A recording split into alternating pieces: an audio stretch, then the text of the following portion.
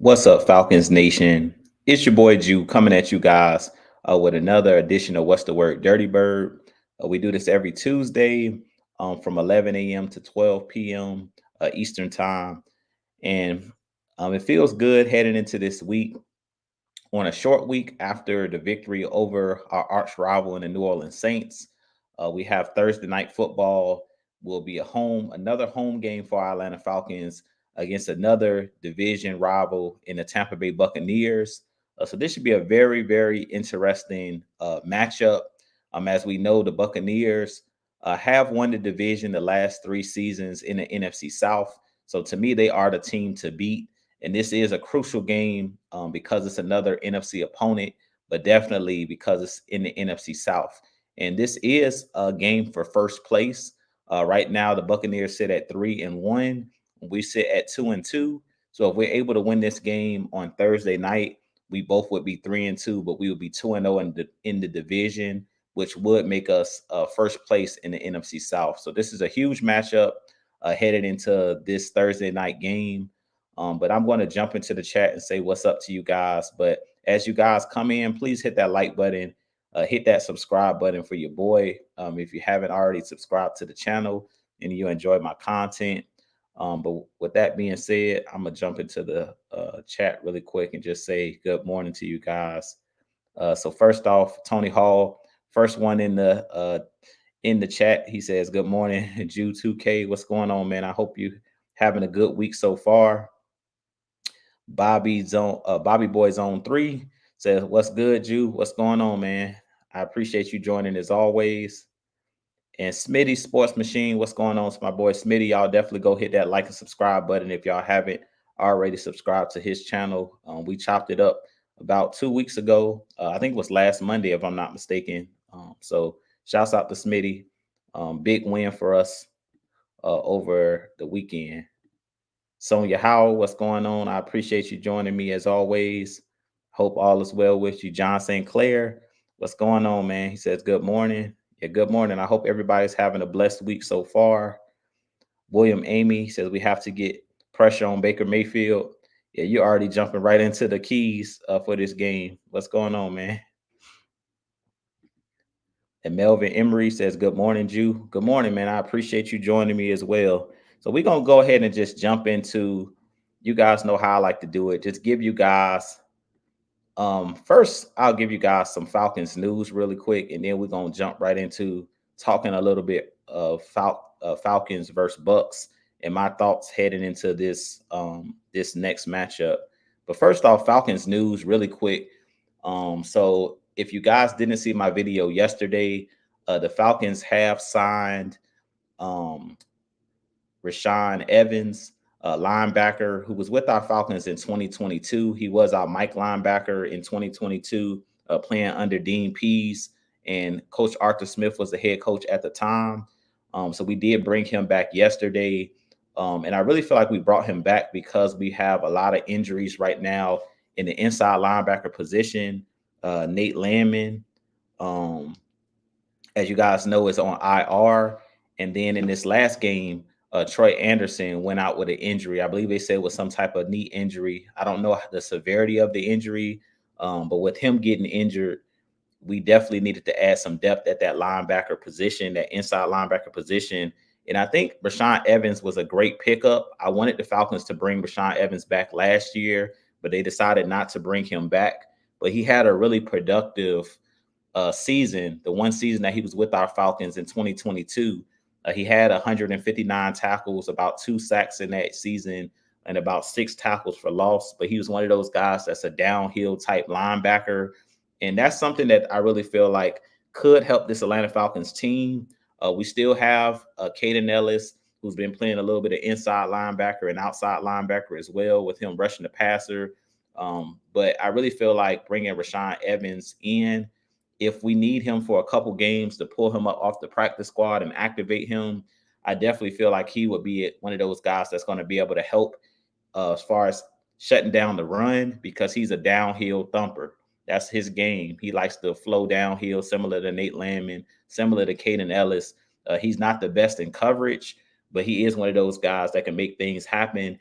And I like Rashaan Evans being added to this roster because not only is he a veteran and understands what opposing offenses are trying to do, but he's already familiar with our Atlanta Falcons organization. So I do like this pickup of us bringing Rashaan Evans, the linebacker, back in to this Falcons unit. I do think that he'll be one of those guys that possibly can contribute if for some reason, we have guys go down, which we've had a few guys go down. He definitely could be one of those guys that can plug and play. And I think he definitely could bring something to this Atlanta Falcons team.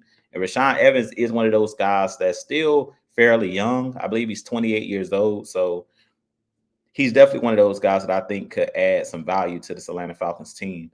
But you guys give me your thoughts as well, in the chat. If you think that Rashaan Evans, if this was a good signing with us bringing him back, I definitely think that this was, great bringing him back. Now, I do believe that JD Bertrand, also the rookie that we drafted out of Notre Dame, he could also see more snaps as well, especially in this Thursday night game. If for some reason Troy Anderson can't play in this game, which I have a bad feeling or a funny feeling that Troy Anderson may not be able to go because it's such a quick turnaround, then you could see Rashaan Evans either activated and JD Bertrand also get some snaps, which we've seen him play in the second half, a little bit in the fourth quarter at that linebacker position when Troy Anderson went down.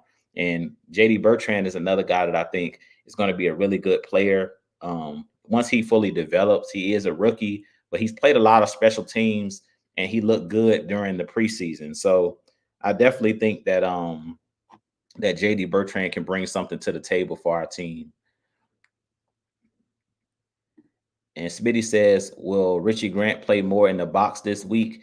That's also a possibility. That's a great point, Smitty. I can definitely see Richie Grant possibly playing a little bit of that hybrid linebacker, box safety type situation because we know Richie Grant is one of those guys that's a good tackler.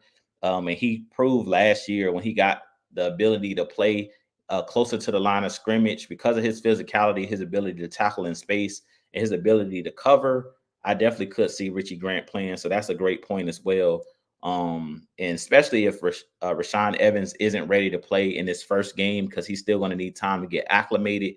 Maybe they roll with Richie Grant and JD Bertrand, being those guys that will fill in, at that linebacker position or hybrid. So I definitely can see Richie Grant definitely being one of those guys, that can get more snaps playing closer to the line of scrimmage. Now, one thing that I think will be an advantage if Richie Grant does play that box safety role is his ability to cover because Richie Grant is basically a defensive back or safety. So he's a little bit more quick when you talk about lateral quickness. He's a lot quicker than most guys. Now, Troy Anderson is a freak athlete, but I do think that Richie Grant is one of those guys compared to Rashaan Evans, compared to JD Bertrand. He definitely gives us the advantage when you talk about his ability to cover. Now, where Richie Grant may struggle is he's not the biggest guy.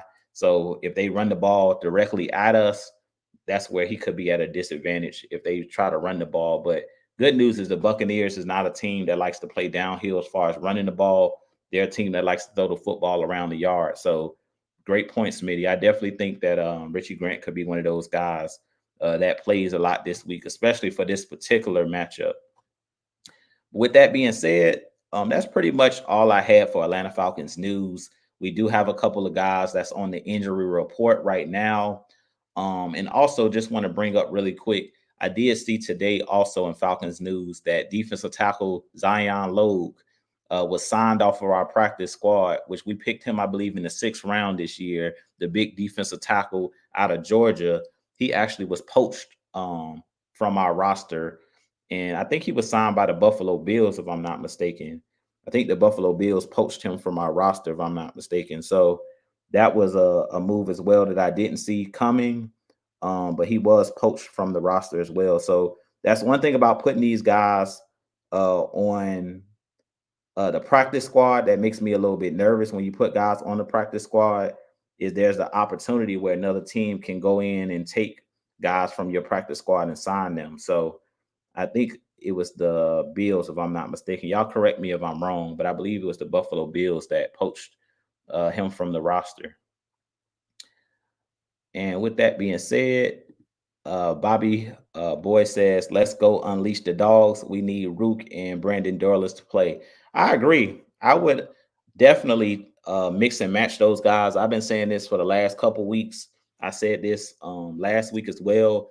I would give Rook an opportunity. I would give Brandon Dorless an opportunity because we've kind of struggled to stop the run over the last couple weeks. I would mix and match those guys. Guys like Taquan Graham, he played pretty well the last 2 weeks. Zach Harrison, those guys, they've been trying to play those guys at the defensive tackle and three technique, but those guys are not the biggest guys. I feel like Ruka is bigger than Zach Harrison. Zach Harrison is really a defensive end, but they're playing him a lot on the inside because we have so much depth on the roster. So personally, I would like to see Ruka Rororo get a chance. I would like to see Brandon Dorless get a chance. And I feel like Rook is one of those guys that I feel like can be a game changer because of his ability to use his short area quickness. But Dorless is also a guy at Oregon that played defensive end. He played the three tech.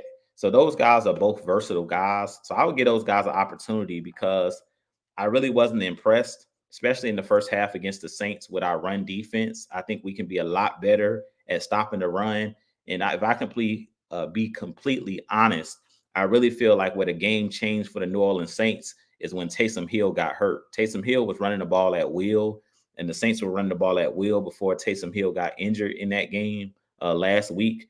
So I would like to see Root get an opportunity and Brandon Dorless get an opportunity because I think those guys could add something that we've kind of been missing over the last couple weeks. Now, I don't know what was said at halftime to those guys as far as being able to stop the run, but we saw a lot more effort in the second half. We put up a better showing as far as the front seven, as far as us stopping the run.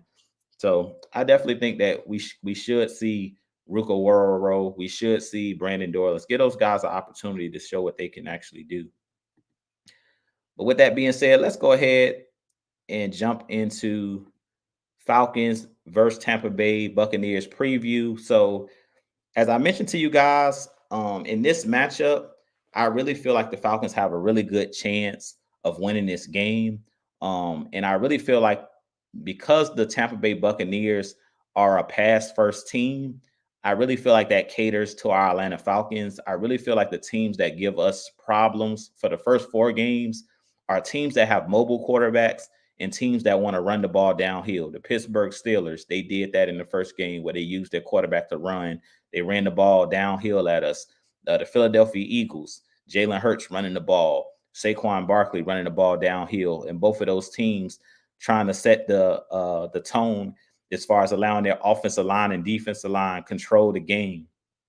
I really feel like the Tampa Bay Buccaneers are not that team. They're a team on offense that wants to throw the ball around the yard because they have Mike Evans, they have Godwin, they have Palmer at the wide receiver position. They have a lot of different guys that can catch the football. They have Cade Otton at the tight end spot. They're a team that wants to throw the football when it's all said and done. And Baker Mayfield, to be completely honest with you guys, is playing really, really well right now. So heading into this game, we're going to definitely have to remedy that as far as how well they're playing. But I'm not afraid heading into this game. As far as thinking that the Buccaneers have the leg up on us because this Atlanta Falcons team, I really feel like the strength so far on the defensive side has actually been the secondary. You have Jesse Bates, you have Justin Simmons, the best tandem safeties in the NFL. You have really good corners with AJ Terrell. Mike Hughes has been really good. Surprisingly, this year, he's been one of those guys that's finally living up to that first round pick of the Minnesota Vikings a couple years ago. We're starting to see his talent show. And to be honest, Mike Hughes' biggest issue was his injuries. But we seen last week, he's been solid tackling. He's been really good in coverage. And quietly, he's been one of the MVPs of the Atlanta Falcons defense on the back end. He's been that guy that we've been looking for to be opposite of AJ Terrell outside to kind of lock things down. We seen last week D. Alford with a key breakup on that fourth down play when we did a zero blitz. He was able to bat the ball away from Shaheed. So we're playing really good in our secondary. We're really deep in the secondary. So that's a reason why I think that this Falcons team is going to play well. We match up well against Tampa Bay. Of course, Mike Evans and Chris Godwin are two of the better tandem wide receivers in the league.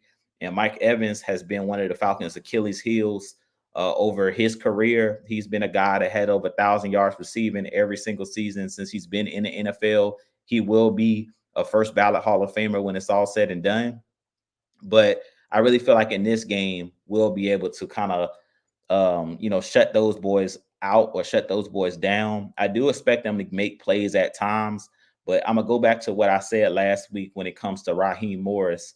Raheem Morris believes in rushing four. He believes in keeping the roof on the house, as I like to say. So he's not going to allow the big play. He's going to keep those two high safeties unless you're able to run the football consistently and get first downs and consistently gash our defense up front.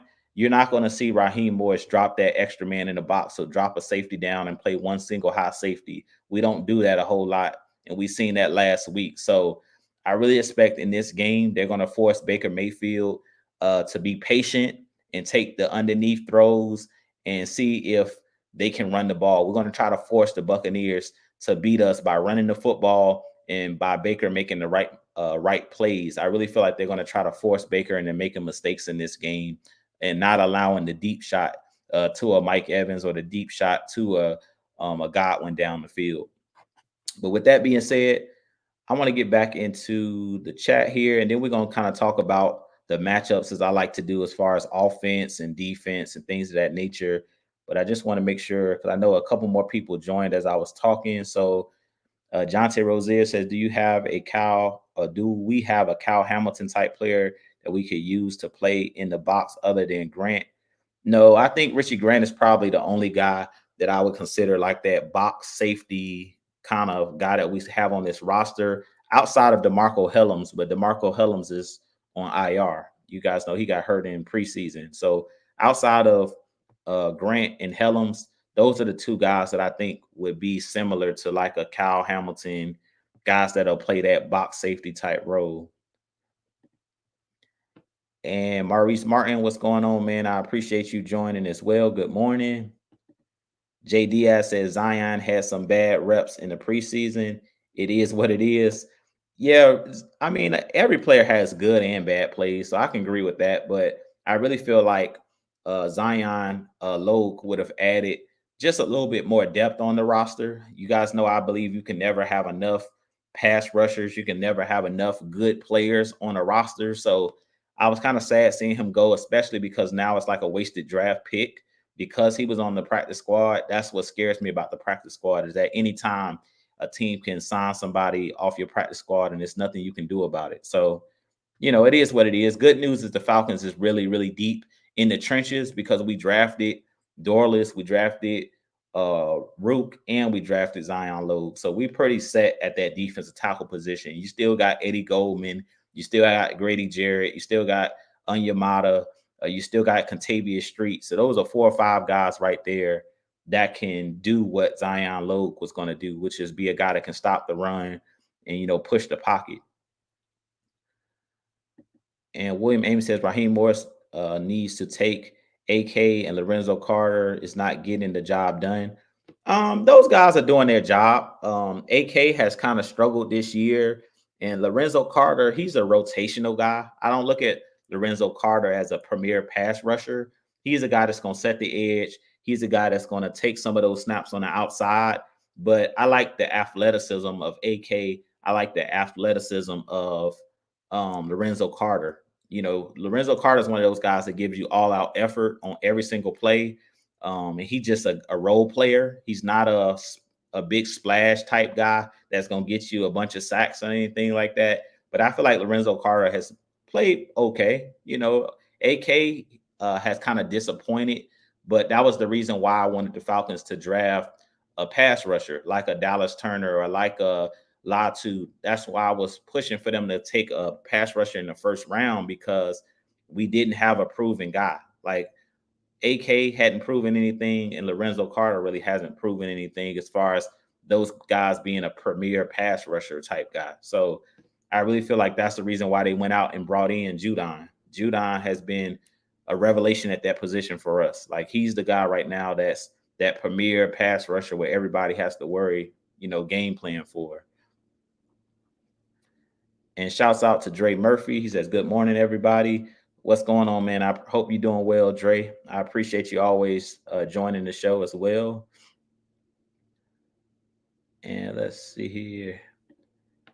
And shouts out to my boy Mad Mike. He said, "What's good?" Yeah, I like the new logo, man. Mad Mike Network. Y'all definitely go hit that like and subscribe button for my brother. 1/3 of the heavy hitters.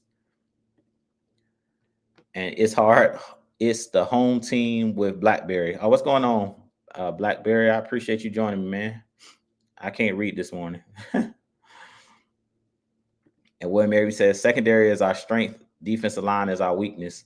Yeah, I don't think it's our weakness, but the strength is right now in the back end. The back end is outplaying the defensive line. But those guys bowled up. When it was time to bow up, those guys did what they needed to do. Prince Kell 89, what's going on, man? I appreciate you joining me as always as well. And Dre Murphy says, "When will the Hitman Helms be back, though?"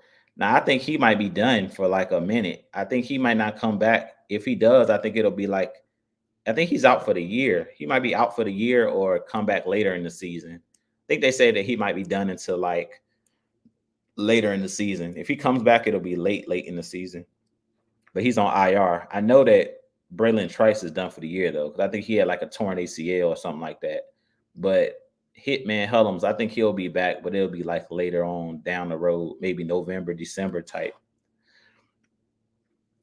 And let's see. He said, "I think we could use John Fitzpatrick on the offense. He can give us more than Warner." I'm not too sure about that, Blackberry. I think that Fitzpatrick is good, but I haven't really seen the Falcons attempt to throw the ball to Warner at all. I think Warner is a guy that can also catch the ball, but I don't remember us ever trying to really target Warner for whatever reason. We haven't tried to throw him the ball. Most of the time he's in the game, he's just blocking. But I think that Fitzpatrick is also a guy that can catch the ball as well and can block as well. I think Fitzpatrick's like 6'7" or something like that, 6'6", 6'7". So he's got a big body guy as well. But for whatever reason in this offense, we haven't tried to throw the ball to our tight ends at all, a whole lot, outside of Kyle Pitts. And we really haven't thrown Kyle Pitts the ball a whole lot. Like he's been more of a decoy. So I don't know what that's about, but I definitely think that, if we decide to throw the ball to the tight end, I think that Warner and Fitzpatrick could give us something. And let's see here. I'm going to go ahead and give my quick thoughts. Falcons defense versus Bucks offense. So where I sit with this, and I kind of talked about it a little bit earlier in the show, when it comes to this Bucks offense with Baker Mayfield, they're going to come out and try to throw the ball all over the yard. So it's going to be important in this game that we get pressure on Baker. Baker is known for making mistakes, but you have to get pressure on him. And I really feel like in this game, we're going to need guys to step up. Judon has been one of those guys that's been balling out. We're going to need a big game from him. But I'm looking for Grady Jarrett in this game to make plays. I'm looking for Onyemata. Those are the two guys that I need to step up in this game and kind of push the pocket and create pressure up the middle, because Baker Mayfield is a guy that will sit in the pocket and pick you apart, but Baker Mayfield isn't the tallest guy. So if you're able to get your hands up and kind of limit where he likes to step up in the pocket, Baker's not a guy that necessarily wants to run. He can scramble, but Baker Mayfield is a guy that wants to sit in the pocket and try to, pick you apart. So in this game, it's going to be important that Grady Jarrett, David Onyemata, Contavious Street, I really feel like it's going to be a big game for those guys in the interior of our defensive line. I really feel like it's going to be a big game for those guys. So I really feel like it's going to be important that they push the pocket and they create opportunities for guys on the outside. But we know that Wirfs, I believe he's the left tackle for the Buccaneers, Trenton Wirfs. He's one of the better left tackles in the NFL. So that should be a good matchup between him and Matthew Judon. But I really feel like that's is what it's going to come down to. It's going to come down to the trenches on the defensive line, us stopping the run, us pushing the pocket, us creating more negative plays on first and second down. And I'm gonna keep saying that until we see our Falcons team, get off the field on third downs more consistently, and for us to stop getting in so many third and short situations. To me, so far this year, we've been in way too many third and 5 or less. We have to be better at forcing more third and long situations. I feel like if we force more third and long situations, that's when we're going to see the sack numbers go up for Judon, because that gives them time to pressure the pocket and pressure the quarterback. I really feel like this year, Judon and those guys, we haven't been able to force quarterbacks to hold on to the football because these teams have been in so many third and short and third and medium situations that we are not able to allow these guys to pin their ears back. So this is going to be a Grady Jarrett, Onyemata game. I really feel like those guys are going to be the keys. If Ruka plays in this game, you can add his name to that list. If Brandon Dorlus plays in this game, you can add him to that list. We need those guys to step up, be better at stopping the run, be better at forcing negative plays. And that goes for the whole defensive line as a unit up front, but definitely for those guys that's in the center of that. The defensive tackles are 3 techniques. We need our defensive tackles to dominate in this game. And I really feel like the Buccaneers offensive line is not the best. They're pretty good at the tackle position, but those guys, their center and their 2 guards are not the best. So I really feel like we should be able to expose those guys in this game. Now, as far as the defense against their wide receivers, like as I mentioned, Mike Evans is going to make plays. Chris Godwin is going to make plays. We just can't allow the big explosive plays down the field. And just per my research and for what I've seen so far, we've been one of the better teams as far as the Falcons defense of not allowing big explosive plays. Our biggest issue right now is time of possession. We're not getting off the field on third down. We're letting teams go on long drives. So we've been kind of a bend, don't break defense. Teams are getting to the red zone, but they're not scoring touchdowns when they get there. We've been really good at bowing up, stopping these guys like we did last week against the Saints, where we stopped them on that goal line stand when they got into the red zone.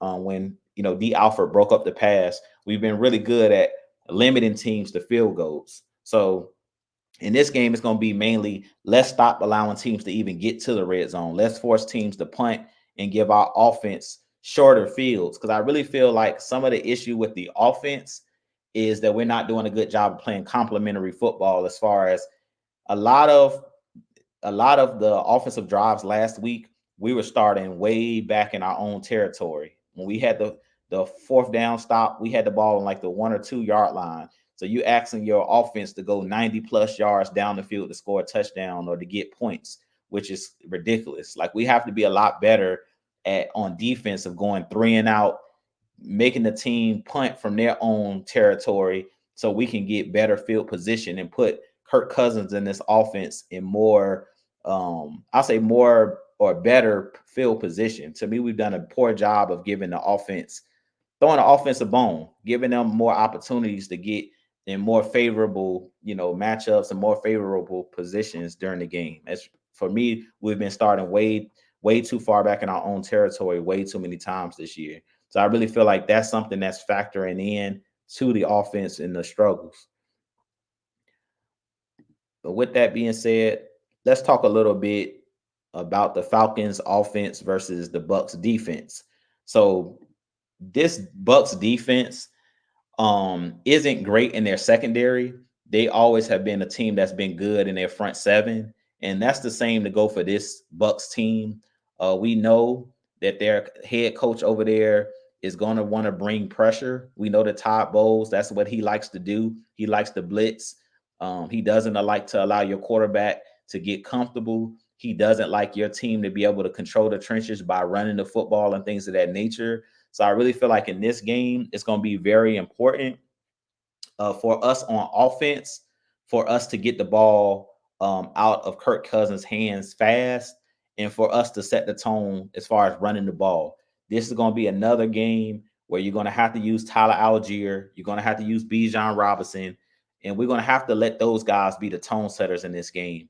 I don't want to come out necessarily and pass the ball a whole lot, because we know that Todd Bowles, if he can force us into third and long situations, third and medium, third and 7 plus, third and 6 plus, that's when they like to pin their ears back and send pressure. So because we know that Kirk Cousins cannot scramble, he's not a guy that likes to move a whole lot, especially after that Achilles injury.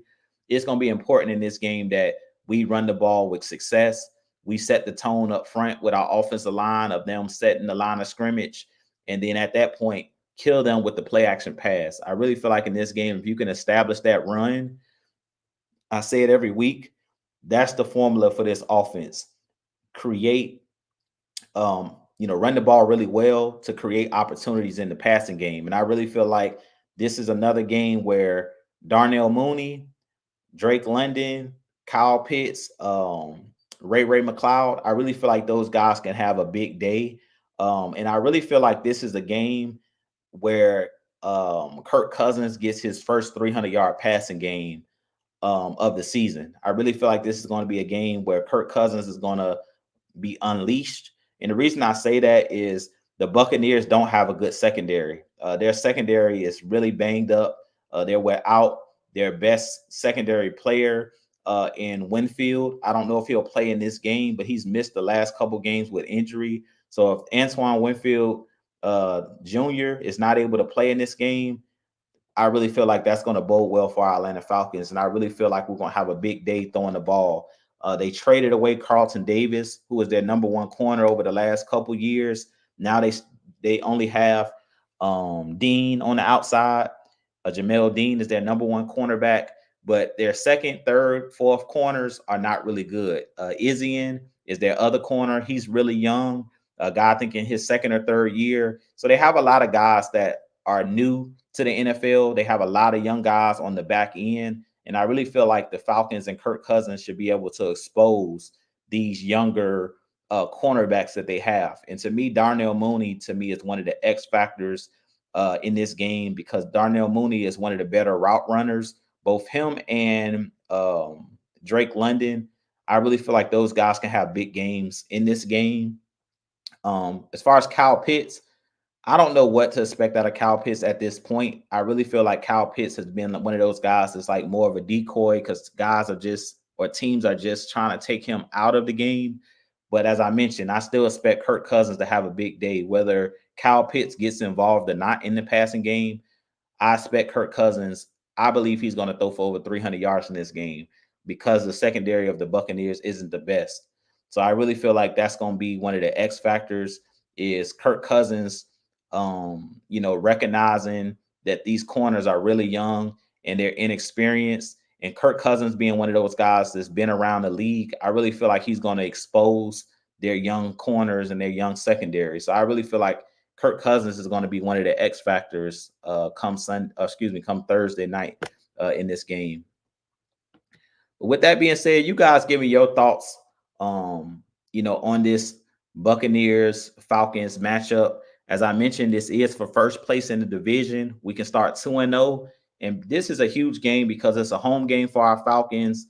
And also, this is the game where Matt Ryan will be going into the Ring of Honor. That's also something I meant to say in the beginning of the show. But Matt Ryan will be going into the Ring of Honor this Thursday. We know 2 weeks ago we had Arthur Blank, the owner of the Atlanta Falcons, going into the Ring of Honor.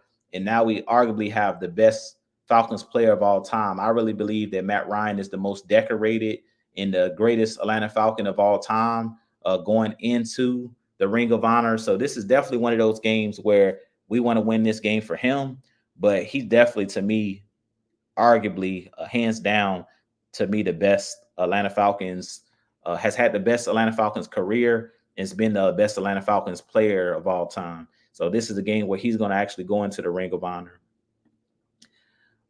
But with that being said, you guys, like I mentioned, you guys go ahead and start dropping your questions. Give me your thoughts on this game. If you want to give me score predictions as well, you can do that as well. Let's see here.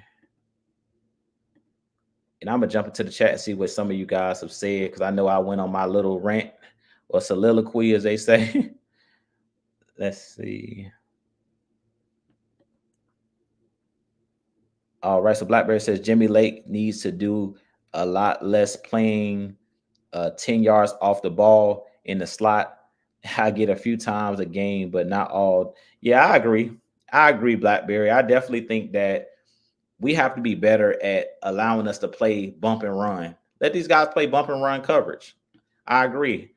And I also believe that he needs to blitz a little bit more. We seen last week that when they blitzed off the edge with um, D. Alford, he got home in a crucial moment in the game. I believe it was like third down or second down, and we caused a negative play or forced a negative play. And I've been stating this all season long.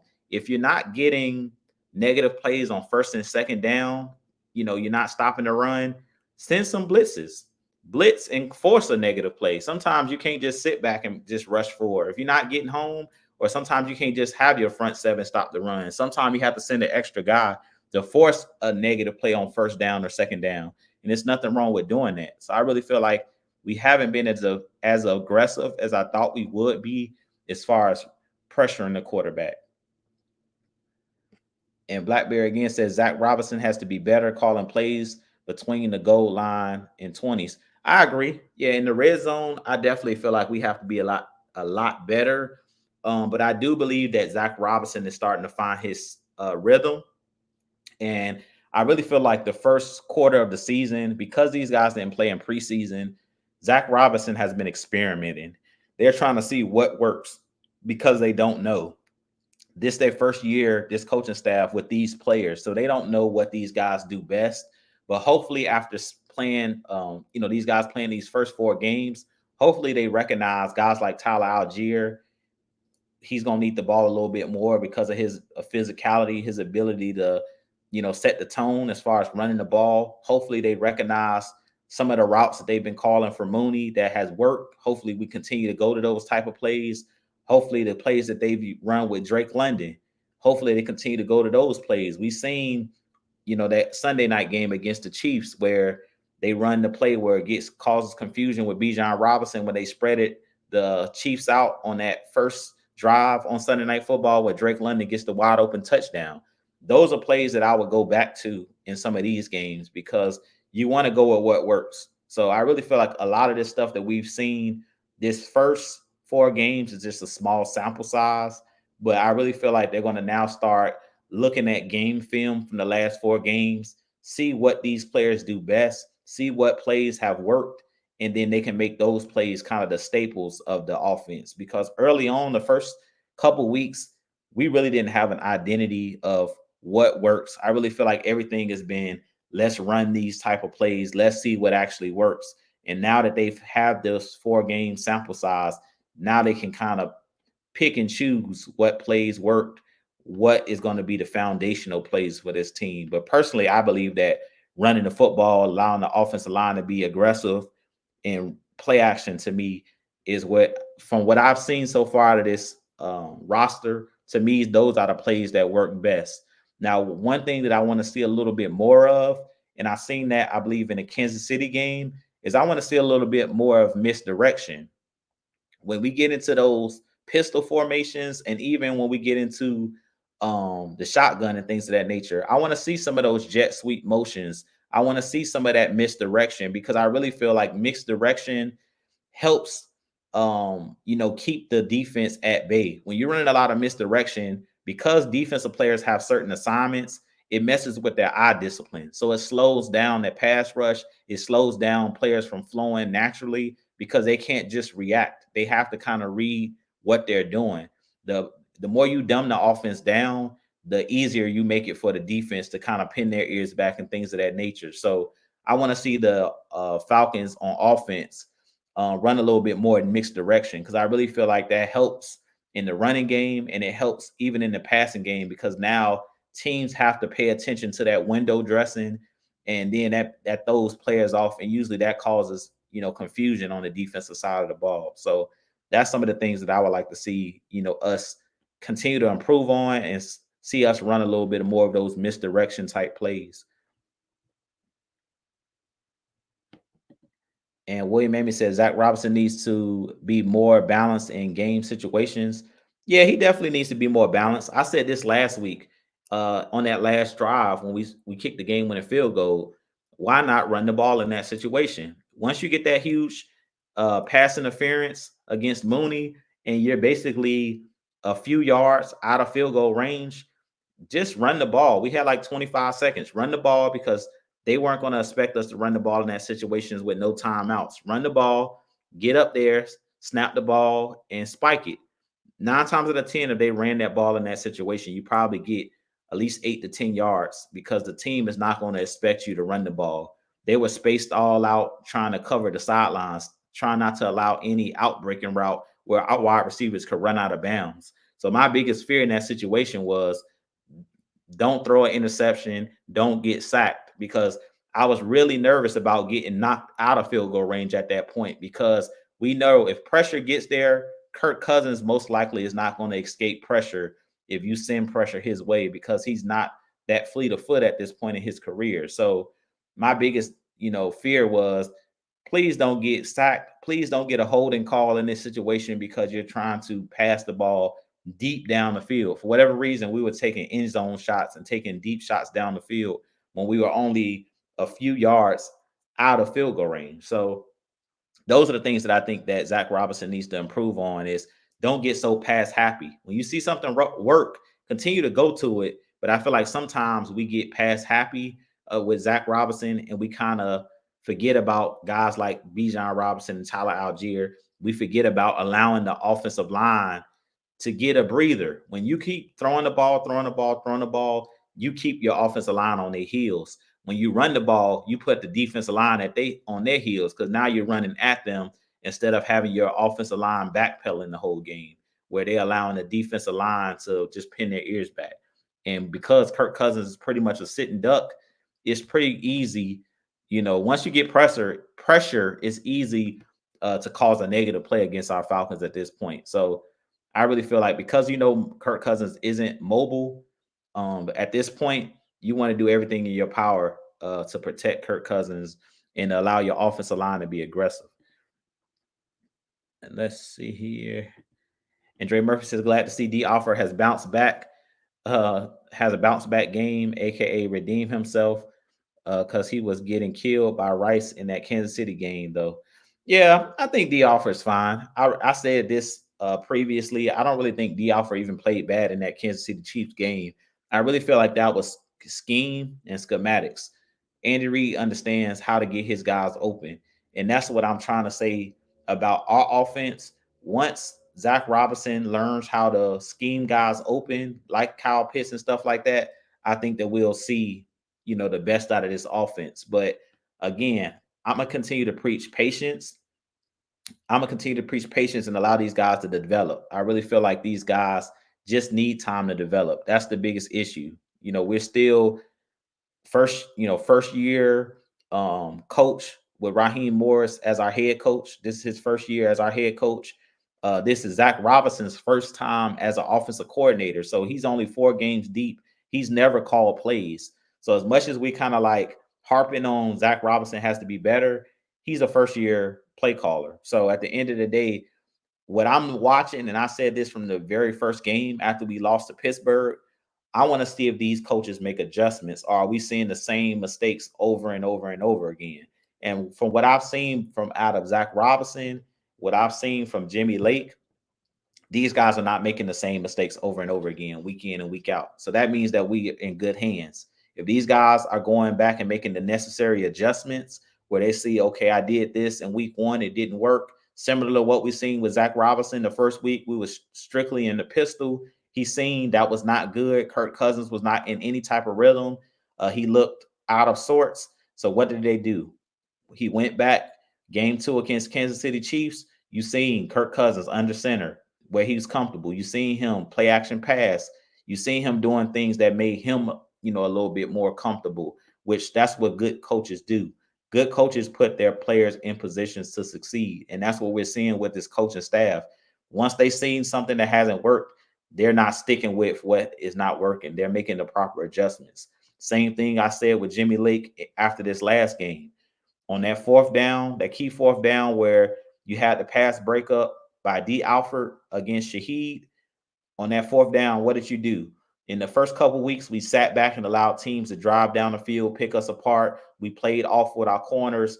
And then in that fourth down situation, we zero blitz. We sent the house and made Kirk Cousins throw an ill-advised pass, which the ball, whether it was caught or not, would have been out of bounds because basically Carr had to throw it off his back foot. So that's what I mean by making adjustments. We see that they're not doing the same things over and over again, expecting a different result. And Mucho says, watch for Vita Vea cheese. Laugh out loud. Yeah, Vita Vea. Yeah, he's one of those guys that's probably one of the better defensive tackles in the league. So he definitely somebody that we're gonna have to worry about because he comes right up the gut. And that's where Kirk Cousins is going to be found, right there sitting in the pocket. Kirk Cousins is not a guy that's going to move around a whole lot. So we definitely going to have to try to protect him from Vita Vea. Good news is I like what I've seen out of our running backs. Our running backs are doing a really good job of pass protecting. They're doing a good job protecting Kirk Cousins. And let's see here.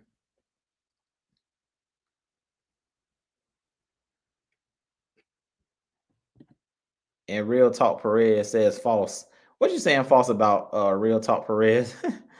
I just seen you say false. What you saying false about? Can I call in so we can talk? Most definitely. If you want to come in, I'll drop the link for you to come in here and talk. If you're still in the chat, sure. Give me 1 second. I'll let you come in here. Let's see here. And Real Talk Perez, he's a Tampa Bay Buccaneers YouTuber, so we can definitely chop it up. Give me 1 moment. I'm gonna drop the link in I'm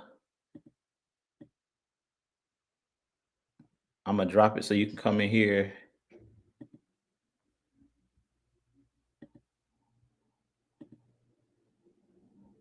So I just dropped the link in the chat. So click on the link, Real Talk Perez. We can definitely chop it up real quick. I want to hear your thoughts on the Tampa Bay Buccaneers. I know that's your team, so and you do content for them. So I want to hear what you got to say. Let's see here. And Philip Crawford, what's going on, man? I appreciate you joining as well.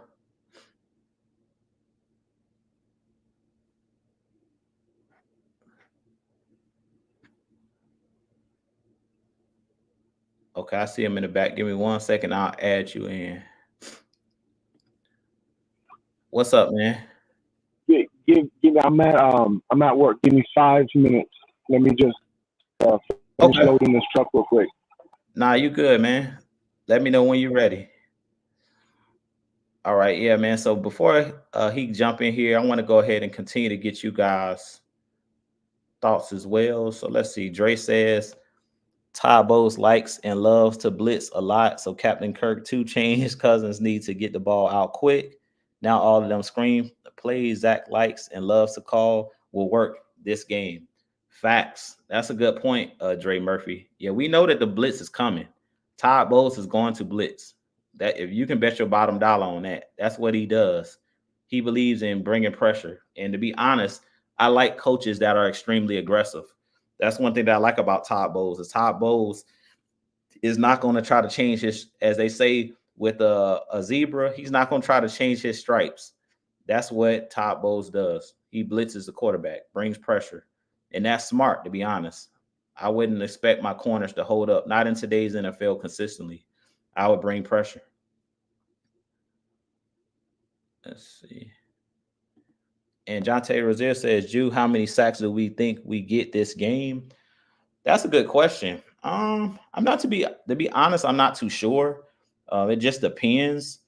I can at least see us coming away with about 2 sacks in this game, but it just depends because Baker Mayfield at times doesn't really hold on to the ball. He tries to get the ball out quick. So it's just going to depend on how well we cover. I feel like if we can force the Bucks to hold on to the ball, make Baker hold on to the ball a little bit because of the back end, I think at that point we can create pressure. But I think at least 2 sacks in this game because I expect our interior guys to have a big game. Like I said, this is the Grady Jarrett, David Onyemata, this is the game for them to try to go off. This is going to be their game. And let's see.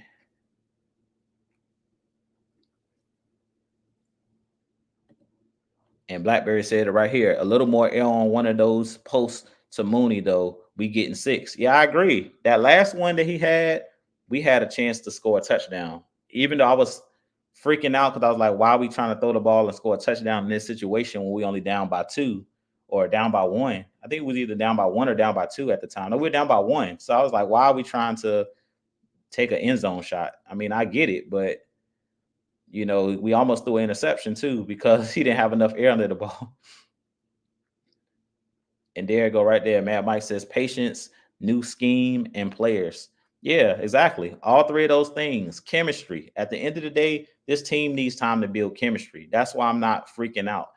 I'm seeing what I want to see. Slow development out of this offense, out of this defense.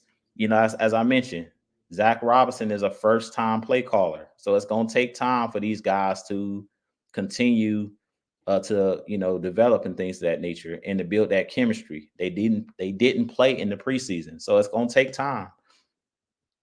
Now, if we start seeing the same mistakes week in and week out, then we can start complaining, but I'm not going to complain yet. It's too early.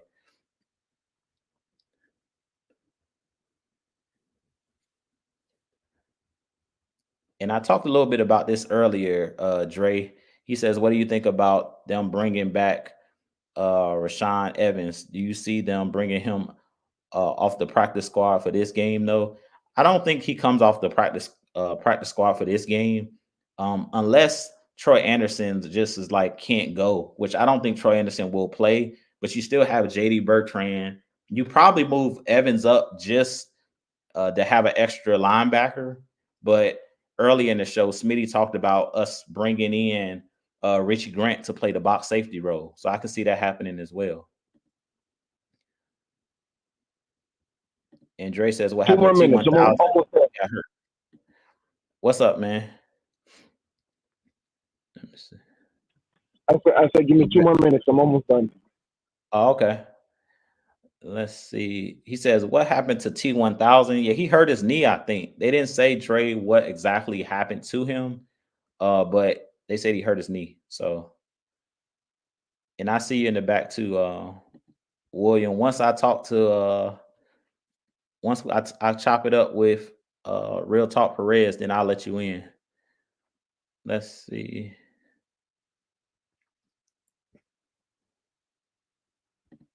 And man, Mike says, I want to add.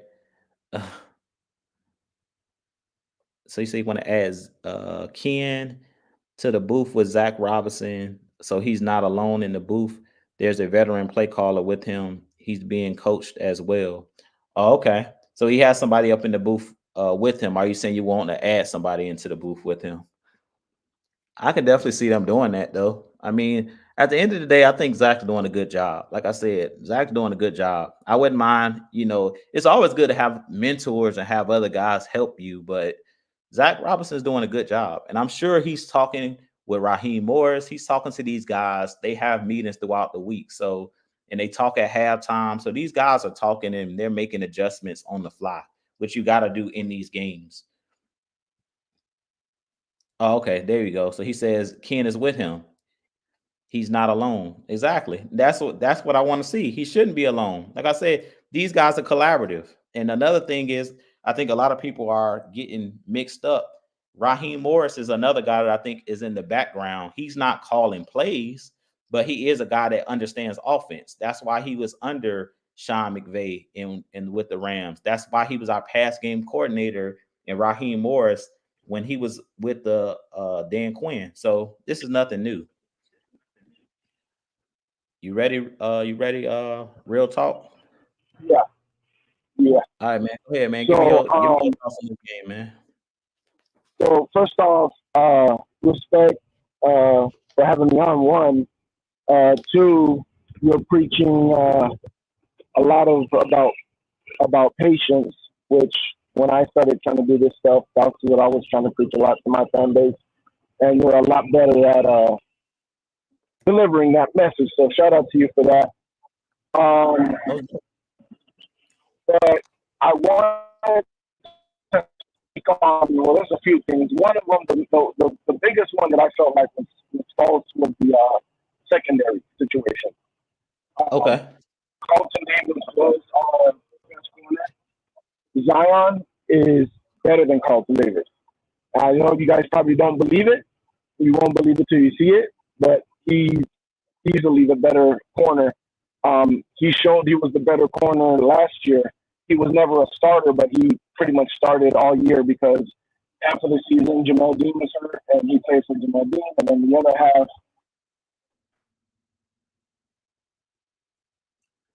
You still with me?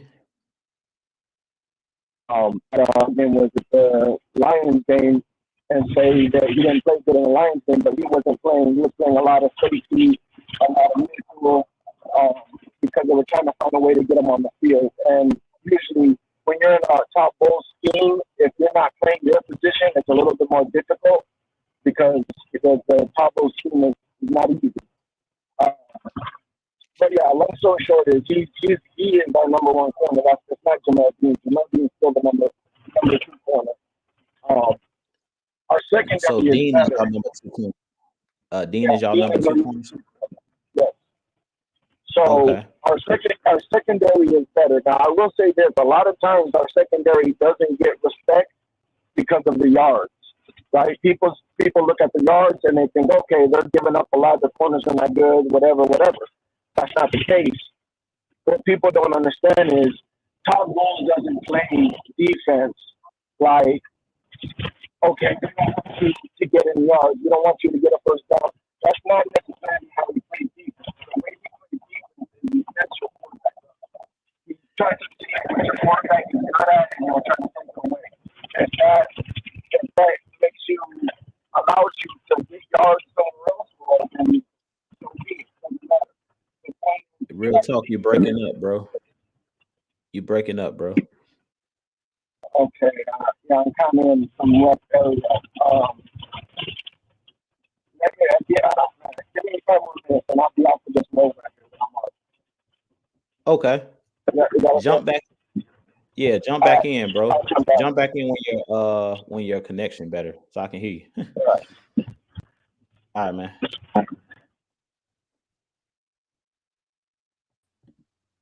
Man, come on in here, William. What's going on, man? What you got for the show? What's good? Drew talk, man. I'm feeling good, man. I'm gonna say my three keys to victory for us to win, man. For me, I'm gonna say one, pressure Baker Mayfield, because when you don't put pressure on Baker Mayfield, you give him time for him to read what the defense giving us, like our secondary. And two, for me, is time possession. We got to do better in time possession because a lot of teams been holding the ball 34 minutes, and we was holding the ball like 12 minutes. So as long as that Robertson, we have to be balanced. We have to eat the clock, run the ball with Tyler Algier, use Bijan Robinson and probably like in wheel routes, move him in like in a slot.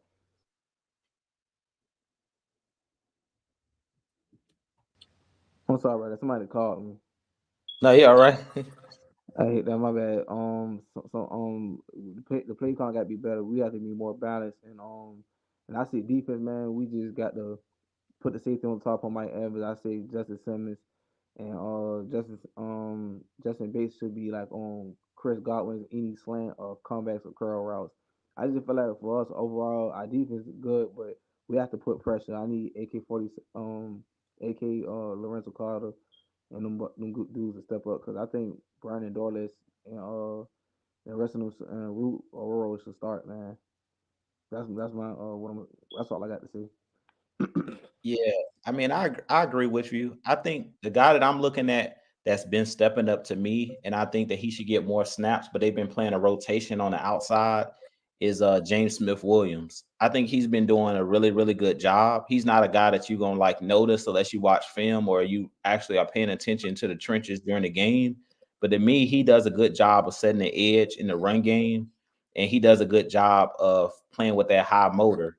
Um, and to me, he's played better than AK and he's played better than Lorenzo Carter. Lorenzo Carter, to me, he always gives me the same thing, and that's effort. That's why I like Lorenzo Carter.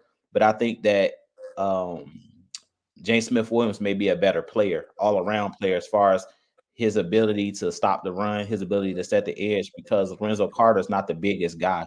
He's more athletic type of guy where you can drop in the flats and stuff like that. But if you run the ball at Lorenzo Carter, he's not the best at setting the edge because he's not the biggest guy as far as his frame. So the same thing with AK. AK is not good at setting the edge. AK is good if you are third and long, third, and you allow him to rush. He has a couple pass rush moves. He just has to learn how to be patient and stop overrunning plays. Yeah, that's his biggest issue. And he has to learn how to finish plays because I believe it was against the Chiefs. I believe he had a sack. He had Mahomes wrapped up, but Mahomes still was able to throw it out of bounds. So those type of plays, if you got the quarterback wrapped up, you got to take him to the ground. I know that's easier said than done, but you got to play with that type of intensity where you get to the passer and you bring him down. Because he had a sack, but he allowed him to throw the ball away. And that can't happen in those type of situations. And then we've been saying the same thing, it seemed like over and over, year in and year out, with AK. It's like he's making the same mistakes. And that's, I feel like, what's the frustration with the fan base with AK. It's like you're doing the same things over and over again every single year. Mm-hmm. It's like, why are you not improving, or why are you not learning from your mistakes of bringing a guy to the ground? You stop overrunning plays. You learning how to set the edge properly, and and stand in your gap integrity, stuff like that, which is small, but it ends up turning into big plays when you don't do those small things because quarterbacks run for first downs. The running back may hit that crease that you supposed to be in. So those are the problems that I have with AK, is just the fundamental stuff that he's not doing, the mental mistakes. And that's what I'm seeing out of James Smith Williams. To me, he doesn't make those boneheaded plays. He might not make the splash play, but he does the fundamentals. He stays in his gap. He stops the run.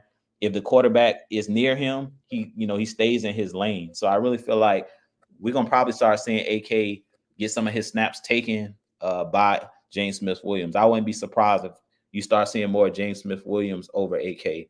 I think But so I too. agree with Oh, before I go, man, I think so too, man. Just moving forward, man, the offense has to step up because the defense, there's gonna sometimes they're gonna get gassed up. I know we got to do better in the run game, and I think they need to let Katir Street kind of take some of the snaps away and just put your rookies in, man, because you never know what they could do us moving forward. Because injuries, God forbid, I don't want that to happen. If injuries pile up and happen, you're gonna have to start your rookies in, man. But moving forward, we got a tough 5 game schedule. I ain't trying to look ahead. We got Tampa, Carolina. Then I think we play Dallas and Tampa, and I think we play Denver. Then we on bye week. But us moving forward, man, the offense they had to set the tone and play calling got to be better. I just feel like they just need to use Kirk Cousins in his best situations. He's an under center, so we need to just run the ball to take the pressure off. Because I think the Bucs gonna try to put a lot of pressure on us, like you said before. Todd Bowles gonna try to use a lot of pressure, and that for us, we need to run the ball and eat the clock up and let defense get turnovers or something like that. But that's all I got, man. I'm gonna be in the back, man. all Um, right, man. uh, I appreciate you letting me join the show, man. The prayers out to everybody who got hurt by this hurricane. So I was in there Definitely, with a yeah, little power out, but everything back on. So hope everybody all right. Appreciate you. yeah, man. I'm glad you're doing well, man. You're welcome to come back and join the show anytime, man. But I appreciate it. And everybody that, experienced the hurricane, I definitely, prayers up to those that lost loved ones, lost houses and stuff like that. I know this is a tough time, especially like in the Carolinas. It like they lost a lot of houses and stuff like that. It was Yeah. a couple down here in Florida that lost houses, but not in the central Florida area where I'm at. It was Okay. more in like Fort Myers, Tampa. Miami, and then in northern Florida. So definitely prayers Gotcha. up to anybody that's dealing with that, unfortunate event. Prayers All up, right, man. man. I'm out though. All Yes, right, sir. man. Since we got the link in the chat, if somebody else want to join the show, man, y'all come on and join the show. Look, I'll give you guys 30 more minutes. So if y'all want to come in and join the show, come on and join the show. I'm gonna drop the link one more time for you guys. If anybody want to join me, man, come in here. Y'all hit that link. I just put it in the chat. All I ask you, come in here, be respectful. This is a family show, so I want kids to be able to watch it. So let's keep the Let's keep the cursing and all of that to a minimum so we can have the kids and whoever's want to watch the show enjoy the show as well. But like I stated, man, if you want to join the show, hit the link in the chat. I don't know if my bro is going live after this, but he was in the comments. Mad Mike, I don't know if he's going live after this show, but if so, y'all definitely go ahead and join him. He usually goes live after I go live. But hit that link, man. If you have something to say about this game, you want to give your thoughts, hit the link. I'll be happy to get you guys' thoughts. And Jonte Rosette says, I saw AK get to the quarterback that last game and hit the spin move. Yeah, that's the problem. Yeah, he's not doing the fundamentally sound things. He's making the same mistakes over and over again. Let's see here.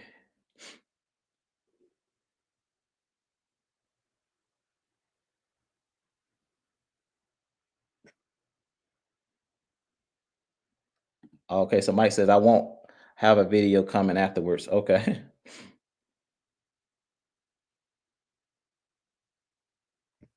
There you go. All right, man, you back? Real talk, can you hear me? I can't hear you if you can hear me, man.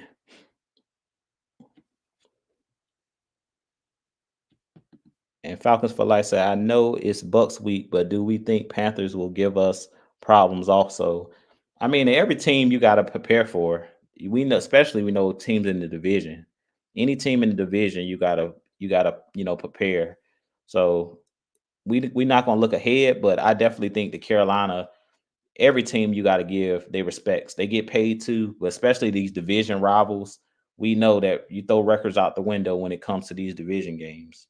So I definitely think the Carolina could give us a run for our money, especially because they're playing with a veteran quarterback in Andy Dalton. Andy Dalton's a guy that been around the block a couple times. So with the Cincinnati Bengals and all of the other teams that he's been with, but he's one of those guys that um is definitely somebody that can make plays. So we can't look past anybody. Yo, can you hear me?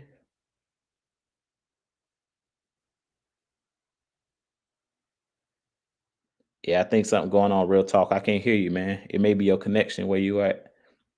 If you can hear me, I can't hear you. And Chris Wright says, "What's up, Jew? What's good, man? What's going on, bro? I appreciate you joining."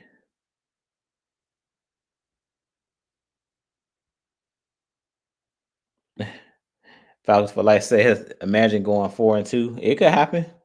I mean, we can go from being if we win the next two, we win and we beat Tampa Thursday, and then turn around and beat Carolina because we'll have a little mini bye because we're playing on Thursday night. So it definitely can happen because we're gonna be able to get healthy over the next week and a half after this game. So it could definitely happen. But I'm not looking ahead. I'm just looking to go 3-2. Let's take it 1 week at a time. I'm not worried about it.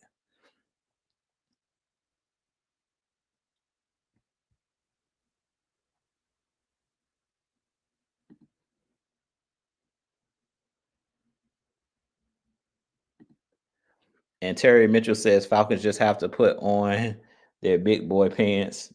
No excuses. Yeah, I agree. At this point, Terry, I mean, I really feel like this Falcons team, I'm not too concerned. The main concerns that I have, we already went through them, but mainly it's just the third down, efficiency, getting off the field on third down, moving the chains on third down, and us just being able to put a full game together. Good news is we haven't hit on all cylinders, and every game has come down to one possession. So that means that this is a good football team. As long as you're winning games, and that's what I kind of was stated on Twitter when I seen a lot of the Saints camp saying like the Falcons didn't do anything to beat us. The Falcons haven't done anything. And it's like, well, if you can win a game off of scoring a special teams touchdown, a pick six on defense, and your offense not scoring any touchdowns, that says a lot. That usually means that you're a good team. If you can win games, good teams find a way to win games. So that's why I stand when it comes to that. Good teams find a way to win. So as you were saying, don't make no excuses. Yeah, that's why I say no excuses. Just win. And Chris Wright says Bucks going to be tough, but they do have a lot of injuries this week. So I don't know. I mean, it's going to be a tough game. I think that the Bucks are going to give us a game because they have a really good wide receiving core. They have really good wide receiving core. Baker Mayfield is playing good football right now, and they have a good coaching staff. Todd Bowles is a very good defensive-minded coach, and he's a good head coach because he's been in the league and been around the block for years now. So I agree. But with that being said, it doesn't look like Real Talk gonna be able to come on, so he gonna have to join me another time. I'm about to get ready to wrap things up, but let me see here. And Falcons for life. Let's see. He says, I think the Bucks game, our offense will go off. Yeah, I said that early in the show. I think that we're gonna have 300 yards. This is gonna be the first 300-yard passing game by Kirk Cousins. That's my prediction for this game. We're gonna see what happens, but I think Kirk Cousins goes off in this game because even though Real Talk said that they secondary is better than we think it is, they're gonna have to show me. He might be right. You know, that's his team. So he's actually a Bucks content creator. So if their secondary is good as he says it is, maybe my prediction is wrong. But I'm just telling you guys what I feel about it, what I've seen. I haven't watched a ton of Bucks games this year. I haven't watched a full Bucks game all the way through this year. So I don't really know how good their secondary is. I'd have said that their secondary is young. And when you have a young secondary and you're dealing with a veteran quarterback with the weapons that we have and Mooney, Drake London, Kyle Pitts, then your running backs out of the backfield, Bijan Robinson, that spells trouble. That's all I'm gonna say. That spells trouble. Unless you we play teams that have decent defenses, that have good secondaries, good defenses. The Steelers have a really good defense. The Chiefs has a really good defense. The Eagles have a really good defense. So we play teams that have decent defenses, and we've kind of, we've held our own.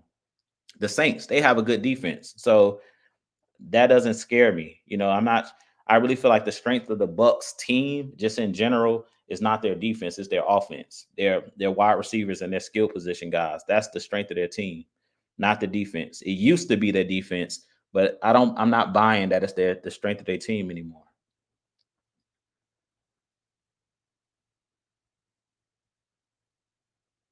And there it is right there. We ain't got to worry about Mike Evans and Chris Godwin going off on us now that we have two good safeties in the backfield. We got one each side for help over the top. Exactly. That's why I'm not worried about it. Not saying that they can't get off or they're not going to do anything, because I still think they'll get some yards underneath.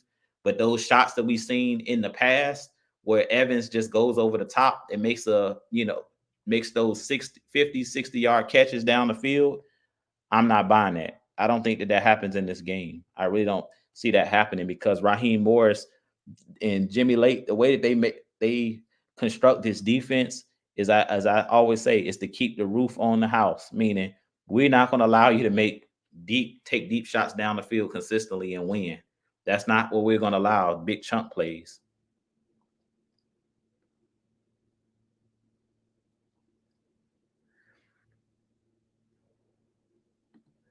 And Justice Brazil says Saints fans are just in their feelings because they got off to that hot start and now they looking the Saints team. They know they look like the team that they known as. Yeah, I agree. I completely agree. They just upset that they lost because if they would have won that game, they know that they would have been talking all week long. So at the end of the day, the difference between the Falcons and the Saints fans is that we own to Tampa Bay.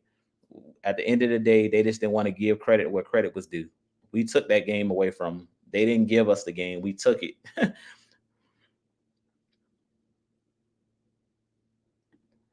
And Chris Wright says we really got to hawk and attack Baker Mayfield early. Yeah, we can't let him to get comfortable. We can't let Baker get comfortable. You can force Baker into mistakes because Baker is a gunslinger. So he's going to throw the ball down the field. He's going to give you opportunities to make interceptions. Now, the Baker of the Tampa Bay Buccaneers has played a lot better. He hasn't forced a lot of passes since he's been with Tampa Bay, but I expect in this game When you have the multitude of weapons they have, the Evans, the Godwins, I really feel like Baker Mayfield, he might get frustrated of taking the checkdowns in this game because this Falcons defense is going to make you take a bunch of checkdowns. That's what this game is. It's going to be a lot of checkdowns. But with that being said, man, I'm going to get ready to wrap things up, man. I appreciate each and every one of you guys for joining the show as always. If you're new to the channel, hit that subscribe button for your boy. I have a lot more content coming for you guys. Tune in tomorrow night for the Heavy Hitters live. You guys know me, Mad Mike K Styles. We will be going live to talk about the real post-game show, or excuse me, the pre-game show for Thursday night football between our Atlanta Falcons, which we will be playing at home, versus the Tampa Bay Buccaneers for first place in the division. But with that being said, I'll holler at you guys in the next video. As always, Falcons Nation, rise up, be blessed. Peace.